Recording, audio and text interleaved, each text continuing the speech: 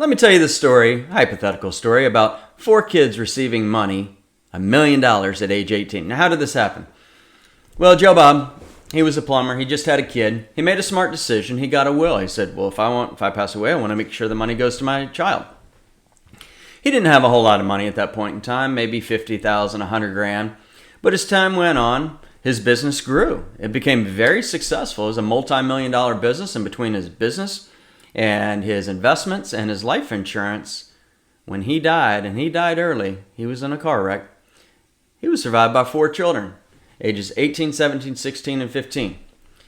And that $1 million is waiting for each of them to be given to them on their 18th birthday. Now, you probably have a good idea how this story goes. Unfortunately, all of his kids lost the money. Let's figure out how. Child A drank it all. Second child, I know I said child A and second child, but go with me here. Let's go with child B. Child B turned 18, got all the money, shot it up their arm in drugs. Child C inherited the money and was very smart, made great decisions in school, but it was their first business venture. They invested $1 million in their new business venture, went belly up, lost it all. And child D, when they turned 18, well, he was a handsome dude with $1 million in his pocket, and all the girls came flocking to him.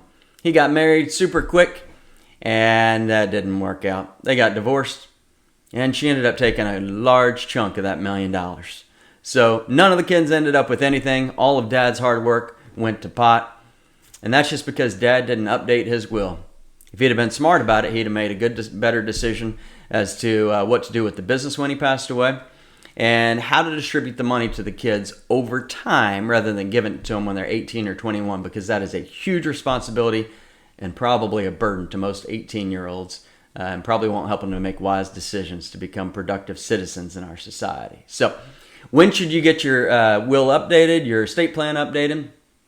Anytime there's a major life event, death, divorce, inheritance, come into a lot of money, lose a lot of money, something major changes, you move, etc., someone you want to leave money to, or an executor you name, or trustee changes, dies, moves, you don't like them anymore, that's a major life event. Another thing is just the passage of time. Probably pick a number, every 3 years you should at least dust it off, look at it, review it with the attorney, see if anything really needs to be updated and changed. So make sure you have a estate planning in place.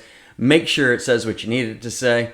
I'm attorney Mike Massey. I'm a Texas attorney. I've helped over 1,000 families with estate planning, and I would love to have a conversation with you.